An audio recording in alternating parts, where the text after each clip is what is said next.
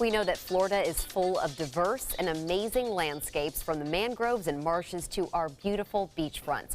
It is a wonderful place to be a nature photographer. And Tim Gilbreth is here to share his pictures with us. And Tim, we have a day in your honor today because we celebrate all holidays on Suncoast View. It is National Nature Photography Day. Yes. Ah, congratulations. Thank you so much. Have a good day. Thank you. You too.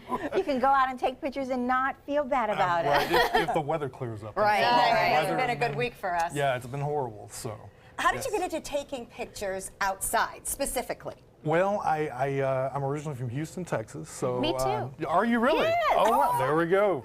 A reunion here in the Yes, a little bit of a reunion. And there were some other people from Texas too, or who had lived in Texas, so great show. Yeah, so I minored in photography there in college, and I ended up going into the web design business, which in the mid-90s, that's pretty much what you did. That was a good choice. Photography wasn't very lucrative, and I ended up moving here in 2004 and picked it back up because I fell in love with the local area. I mean, our landscape here is amazing. There's no shortage of subject matter, so it was easy to fall back into it. Well, you have commented that the rain has not helped this week, but all the clouds and the different things that we have Very here really dramatic. impact our light. So tell us about how being a natural light photographer is different. It's a little more challenging because in the studio you're able to control what you've got. You got flashes and strobes and umbrellas, and you can bounce light to where you need it to go.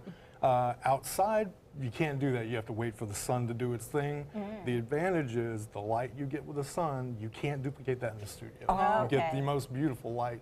And you don't have to be a professional to capture it. You can use your iPhone and go out and capture great photos of the sunlight we get here on the sun. But you just have to be patient and wait for everything to line up just right? There's a certain time period you need to Like shoot. The golden hour. The golden hour, right? Yeah, so this looks like a golden hour. Is it Yes. really, or is it just the way the light is bouncing? It really is. This was probably 20 minutes before sunset. Wow. This is Turtle Beach, which is one of my absolute favorite places to shoot them there all the time. Okay. That's beautiful. And how do you make a living doing this? Well, it's actually a supplemental income. I'm a web developer still by trade. I've been doing that for over 20 years.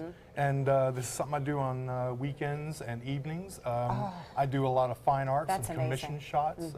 People want things for their living rooms, for their businesses, art for their walls. So I found a niche there. And what about people, some of those people, me, if you want to, you just got a new camera and you don't really know how to use all the settings, how can you learn? It's very overwhelming. I would definitely go online. There are more than enough free resources online. I'm actually a writer as well. I write for one of the photography blogs that teach you what you need to know, and it's for photographers of all skill levels. So starting up from an iPhone all the way up to buying a DSLR, it'll teach you everything you need to know. So I would say really just go look online and find the resources. What do you shoot with? I bet it's not an iPhone. It's a Canon. I shoot with use a Canon. yes, Okay. I do. Well, part of the shooting is not just the light, but you just have a lot of framing and just know the angle. How do you get that? The angles, well, I prefer to shoot a low angle. Okay. A lot of people shoot higher. I shoot lower because I find it gives us a little bit of a different perspective. This one was actually shot higher, but I like to shoot what I say dog eye level, or I guess here in Florida, lizard level, very low. Like this is a good example of a forest floor. You just don't get that kind of perspective unless you get really close to the ground. So that's what I try to do. I try to change my perspective because you'll get different shots based on what angle you're shooting from. Do you Photoshop? I do Photoshop some. I use software just to adjust the light levels, bring out the colors a little bit. It is art, so it's not documentary photography. So I'm trying to create a little bit of art. So, like for example, in this, I might have brought the blues out a little bit more. They're natural blues in the water, but we just bring it out a little bit in Photoshop just to enhance it. Well, that's good to know for your own photography. Yes, absolutely. Well, and I love the fact that you mentioned iPhone.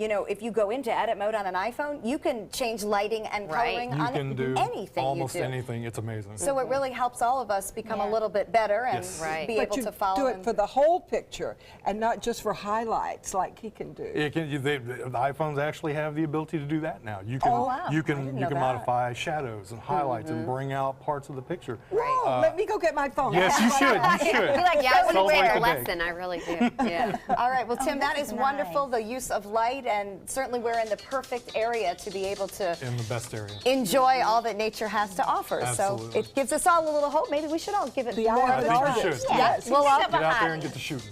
Sounds great. All right, and you can check out Tim's website for more information and also a great view of all his photography. It is truly stunning. Okay, coming up next, we're going to reveal the winner of our Disney Pandora giveaway.